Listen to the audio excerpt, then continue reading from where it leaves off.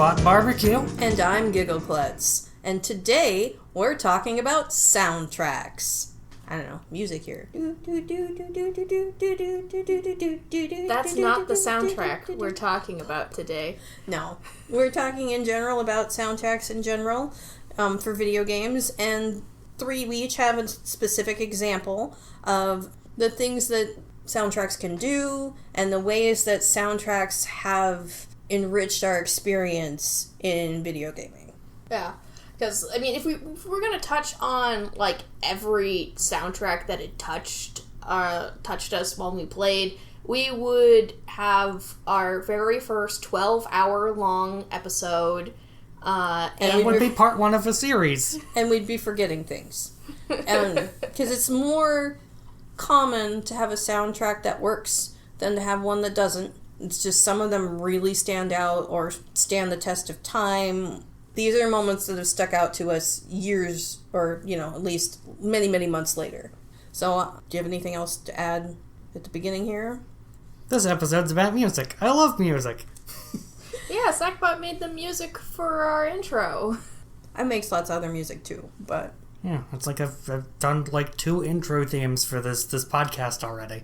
That's true, you did. Yeah, you forgot about your rant variant. Mm-hmm. So soundtracks are one of the many elements that make video games a cohesive experience. And they can add to immersion, they can add tension, they can set the scene, they can change the vibe, they can let you know what's coming, they can... let you know you're safe. Let you know you're not safe. And they can also, like, set the tone of particular characters, like, let you know that these, like, threads are connected. They can just make a particular moment actually stick, like, whoa, look at that, like, it's dramatic, this moment, we're here. It can also relay senses of place and time, like there can be themes that are repeated to tell you what time frame you're in. Are we in a flashback? Is this in the past? Is this a vision of the future?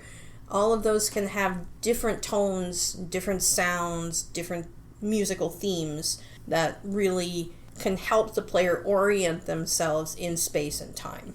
It can be just as simple as you use music to easily make different parts of the game auditorily different from one another. Yep, absolutely. And so I'm going to start with my example first.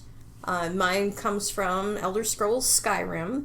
Well, is mostly where I think of it, but the piece is Secunda, and it also, I knew it from Oblivion first. And going into getting ready for this episode, it was in my head a lot, because whenever I don't know what to do with myself and I'm in between video game obsessions, I'll go back to Skyrim. But I really did start with Oblivion, and this piece is in both of those games. And as I started to play Skyrim the first time, it's one of the things that helped me anchor into the new environment, that helped me feel like I was right back in the Elder Scrolls universe, and that I was going to be the same level of okay that I was in the other game, even though it's completely different world, it's completely different area of the world, and all of that.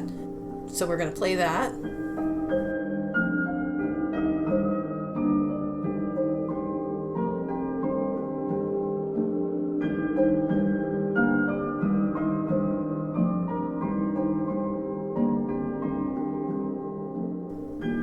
So as I listen to this piece, I feel literally like I'm walking through the woods. I feel the tinkle of moonlight on water, and it transports me. In fact, when I'm in environments like that in the outside world, when I'm walking through wooded areas, sometimes that music will play in my head.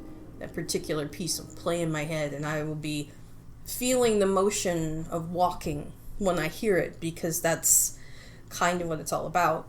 But as I was trying to figure out which piece this is in the whole of the Skyrim soundtrack, because there are a lot of different songs in the Skyrim soundtrack, I was realizing that they use music in there for a lot of things that I didn't even realize they were doing. I knew that, of course, there's going to be combat and danger approaching themes that play in, because you are alerted by the music first. Even before you realize you've been spotted by an enemy, the music's going to change and it's going to tell you that there's an enemy nearby. But until I was looking through the list, I didn't realize that there was a different theme for enemies that are people, they're hominid based versus animal based. So that was something new, and it turns out that there's a theme for the auroras being out. There's a theme for the moons.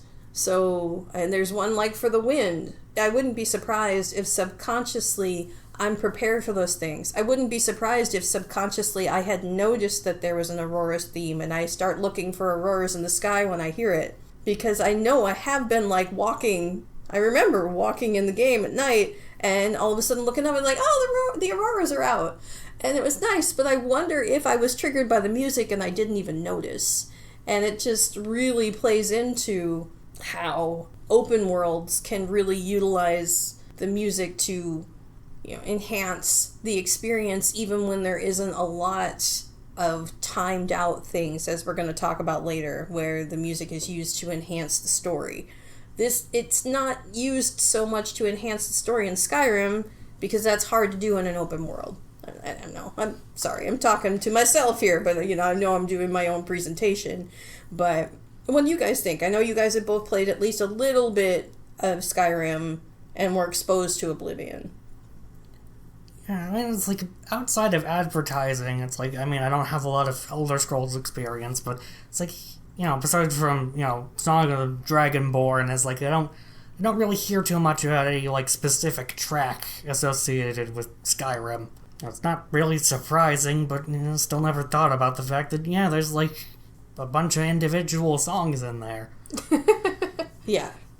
And, I know that, this soundtrack is very, very commonly listened to for people to relax because it's very atmospheric and open, and there's a lot of wonder as well, which is... Oh yeah, it's very cinematically orchestral, and I'm gonna link several of these pieces in playlists that we're gonna have on our YouTube channel.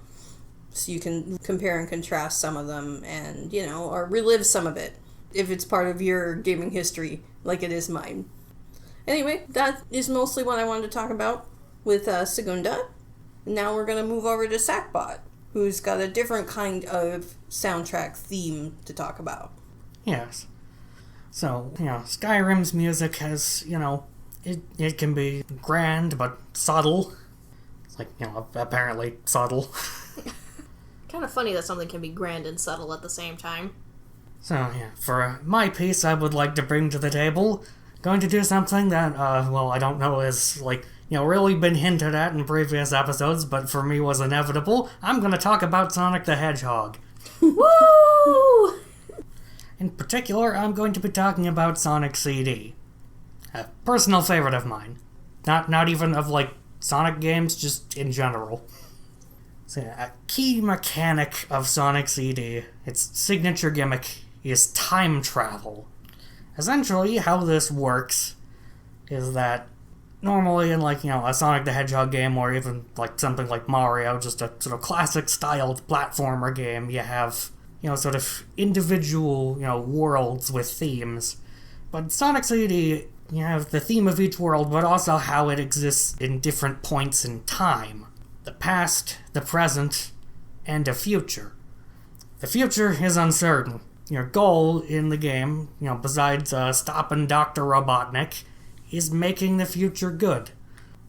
It's in those futures they have different visual and musical themes you see in them. And that is where my focus is going to be. My focal point will be Quartz Quadrant, the fourth zone in the game. I want to get to the bad future, that is the track I want to focus on the most, but to get there we need to go through the present. The present of Quartz Quadrant, it has two sort of key visual elements. Crystal caverns and a vast quarry. The caves of Quartz Quadrant are, fairly large and feature many glowing crystals, as well as, a few mechanical elements, and the stage is, generally decorated with conveyor belts. Outside the caverns, you see, large cliffs huge rushing waterfalls, and in the distance you can see, on top of those cliffs, thick foliage. And what's the music like?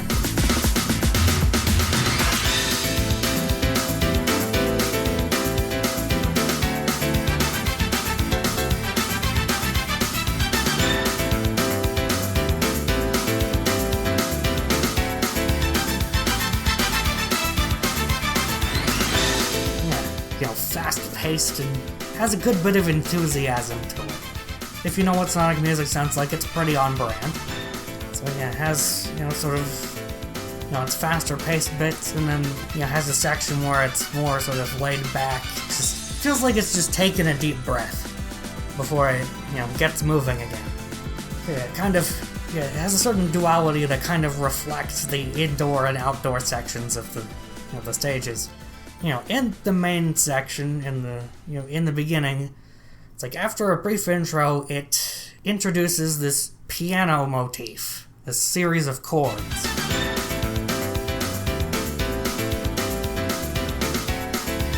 These will be important going forward.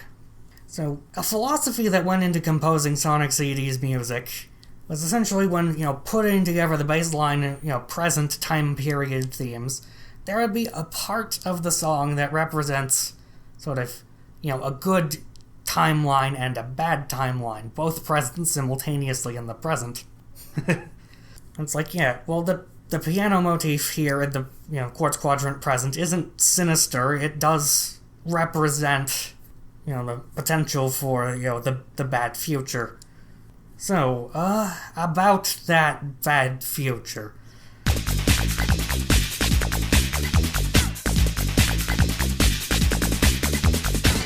Distant time in Quartz Quadrant history, when Robotnik's vision has truly come to fruition. Inside the crystal caverns, you see, cryptic machinery and scaffolds. So much of the natural formations have been built over or consumed. This is present in both the background and even the level layout itself, where there will be large gaps in the level layout that didn't used to be there. And then you step outside. What was once scenery full of life, the big roaring waterfalls, the distant foliage, and vibrant green, it's all been replaced. Miles and miles of industrial machinery.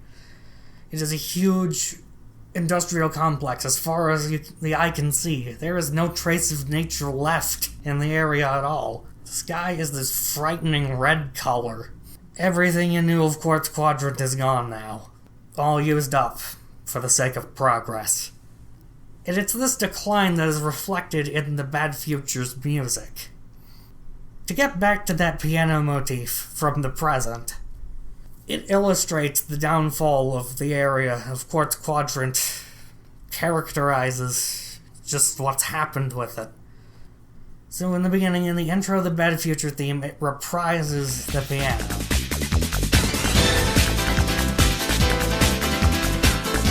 Slight alteration, but ultimately carries the same sort of structure as it was in the present.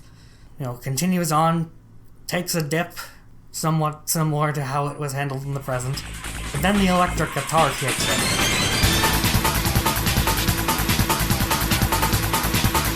And the piano returns once more.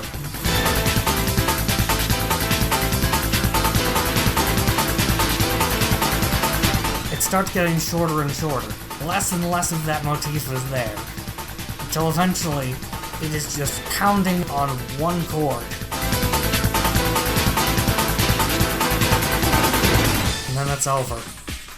Like the landscape you see before you, it's been all used up. It's all gone. That being said though, like all the Bad Future music in the game, it's also a fucking jam at the same time. It's kind of fascinating how it manages to balance this juxtaposition of, real catchy music and also just kind of being horrifying. And it's a really good representation of how theme music and how soundtrack can be used, even structurally, to emphasize story theme. It tells the story of, quartz quadrant with the piano.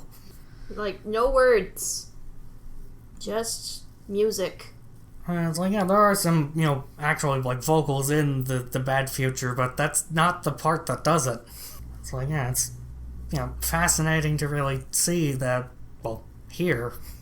So they got that all across.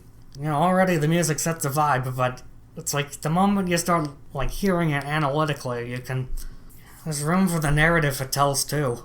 And the more we look, the more we're able to see, quote unquote, it's like, the more we give a chance for there to be something there, the more often I'm surprised that there is more depth to things that I was taking for granted, as stated in the beginning, in my section of the episode. Thank you so much for sharing this with me. I'm really glad to know about some of the nuances that exist in the soundtrack of Sonic CD.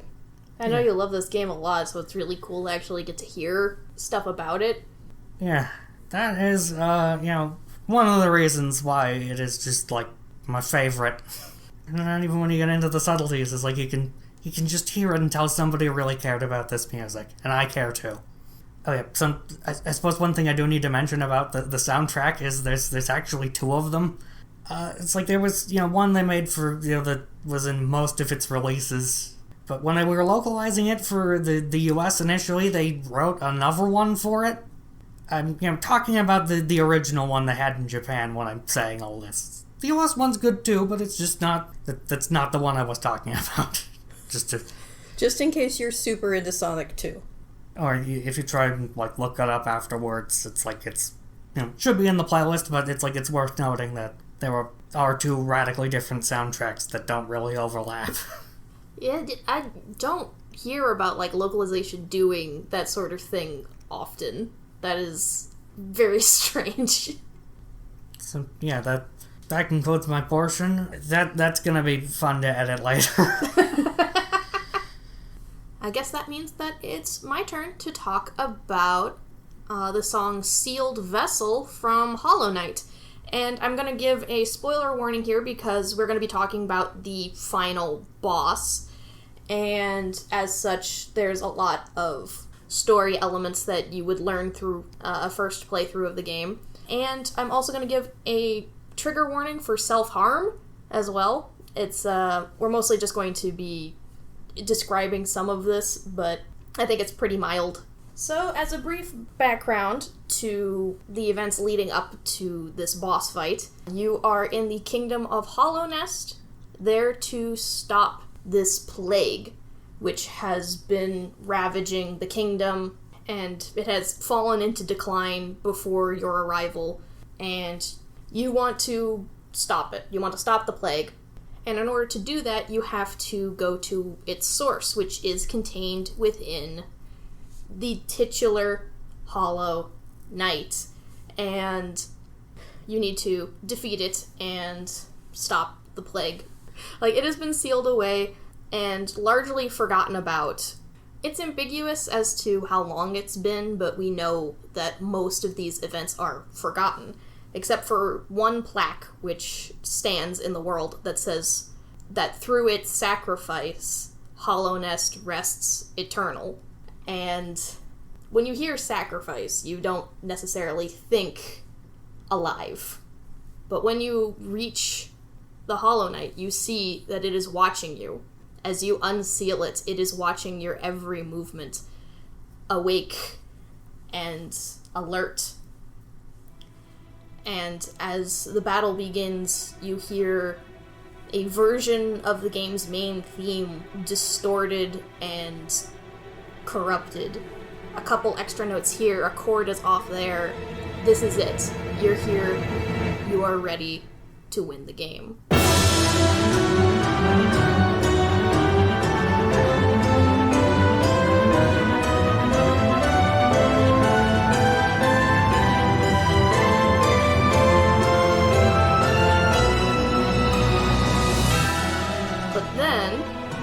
There's a phase shift halfway through this fight, and the music gets a lot sadder.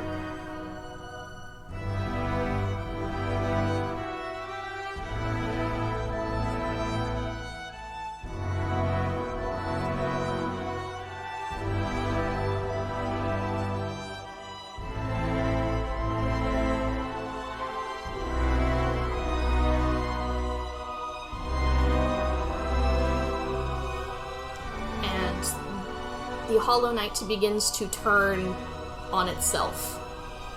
It stabs itself repeatedly. It seems like it too is fighting the same plague that you are. The two of you are not enemies in this instance. And the Hollow Knight does not want to be here in this situation just the same as you. And it's heartbreaking to go through this fight. And the music exemplifies that with these sad, sad strings that are building and building as the inevitable has to happen. Where you have to take the life of the Hollow Knight and imprison the plague within yourself instead. And the immense tragedy that is portrayed in this theme. It leaves me with so little words. Because when you head into this, so many games end with this large spectacle. Like, you feel proud to have won. You feel... Triumph over adversity? Triumph, yeah, but... this theme leaves you feeling hollow. It's like, I've seen this boss fight and the cutscene that follows it, and it's just like, you don't end on, triumph. You don't even end on, what have I done, like you might in other things. It's just, why? Why were we put in this situation to begin with? Why did this have to happen? And it just stuck with me. And the piece is just, it's very well done and helps hammer these points home, even if you didn't read some of the lore associated with this leading up to it, because it being a video game, sometimes lore is very hidden and you have to go out of your way to find it, but I think the music itself can catch you up on, this is not something to be celebrated. This is it could be considered a victory, but it could also just be considered a bandage on a situation that might have to be solved again. Like a step in a cycle. Again, leaving you hollow. Perhaps a victory, but most assured a tragedy. And that's part of what I think can lead you to going right back into the game, seeing if there's anything you missed, which this is only one of 4 quote-unquote endings that you can get, so it's not. There is more that can be done, but sometimes just... I'm so emotional right now. Yeah, but it's not just the story. It's the culmination of all of the elements that they put together to make this happen, and the soundtrack is integral in the whole process for all 3 of these moments. Mine's very mundane. Mine's every day walking around in the universe of the world created by this game series. Yeah, it's like, what I touched on is the story of, industrial ambition, getting an entire environment alive, spending it all. And mine tells of a tragedy, of sacrifices that maybe weren't ever worth it to begin with. And all 3 talk about the richness of both story, time, and place that are available in video games, and that how soundtrack can be a huge part in tying it all together to really touching our heartstrings and really pushing us over those emotional edges and really going from just having an experience to absorbing an experience to having that experience now become of our bigger life outside the game. We carry it with us. And I think soundtrack is a big part of how we're touched deeply enough to carry it with us. And to think it all started because in order to engage as many of your senses as possible, they had to give you all these sound effects and this music, so that way you get so lost you would spend a ton of quarters I don't know. I think that might be where it started, but that's not why it is where it is. No. They've tried to be as video games in general have tried to be as rich and as amazing of experiences as any other medium. They've tried to be as cinematic as movies, as as in-depth as novels in the characterization of characters and the richness of worlds. And it's only getting deeper and more interesting and more intricate as they go through layers that go beyond what's capable in those other media, given the immersion of choice that's provided in video game. And sometimes it's not even just choice so much, but having player characters actually engage in action. But that's a topic for a different time. Yeah, there's a future where Quartz Quadrant works out, but it's not up to Sonic to make that difference. It's up to you. Wow. Okay. I thought maybe there wasn't going to be, like, one of those just banger quotes, but here we are. It's like, that's, what makes the whole storytelling and everything, just a video game experience is just player input. Absolutely. But the experience of multimedia art is definitely enriched by soundtrack, and I think that we've given some really good examples of how that plays out via theme on multiple different levels. And that concludes our episode for today. I felt like I was gonna cry there for a moment. And so, we've been playing a lot of... you guys have playing more Tears of the Kingdom.